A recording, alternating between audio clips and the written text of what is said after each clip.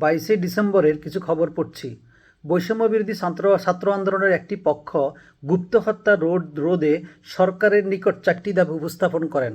আগামী 48 ঘন্টার মধ্যে 4টি দাবি পূরণ না হলে 29শে ডিসেম্বর তারা ঢাকা ব্লকেটের ঘোষণা দেন। ব্যারিস্টার শামীম পাটোয়ারি বলেছেন, ছোট গোষ্ঠীর কথায় বড় বিভাজন তৈরি করেছেন ডক্টর ইউনূস। এইদিকে ইনকিলাব মঞ্চ আজ প্রধান উপদেষ্টার বাসভবনের সামনে অবস্থান কর্মসূচি করেন। ওই কর্মসূচিতে থেকে তারা আওয়ামী লীগের নিবন্ধন বাতিল করার জন্য সরকারকে 7 দিনের সময়সীমা বেঁধে দেন। এই সময়ের মধ্যে যদি আওয়ামী লীগের নিবন্ধন সরকার বাতিল না করে তাহলে 29শে ডিসেম্বর তারা সচিবালয়ে ঘেরাও করবেন এবং সচিবালয়ে অবস্থান কর্মসূচি পালন করবেন। যেই কোনো মুহূর্তে মিয়ানমারের জান্তা সরকারের পতন ঘটবে এবং রাখাইন রাজ্যে স্বাধীনতা ঘোষণা করবে। আর্মি স্টেডিয়ামে রাহাত ফতেহ আলীর সঙ্গীত অনুষ্ঠানে সারজিৎ আলম শেখ হাসিনার ফাঁসি চেয়ে স্লোগান দেন। চাঁদাবাজি আর দখল বাণিজ্যে জড়িয়ে পড়েছেন বিএনপির নেতাকর্মীরা, মন্তব্য করেছেন ব্যারিস্টার রুমিন ফারহানা।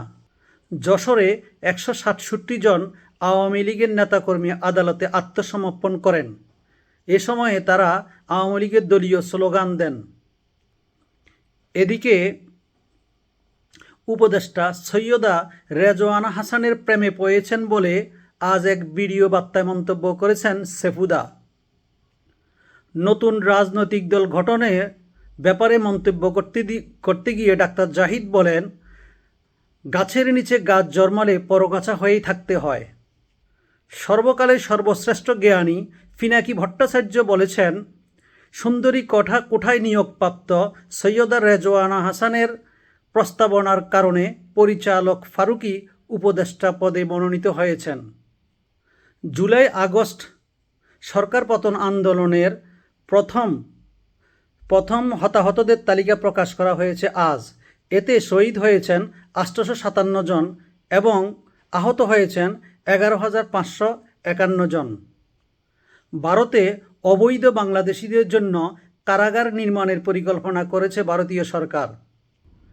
মেডিকেল ট্রেনি ডাক্তাররা আজ শাহবাগের অবরোধ করে আন্দোলন করেছেন তাদের মাসিক ভাতা 25,000 টাকা থেকে 50,000 টাকায় উপনীত করার জন্য।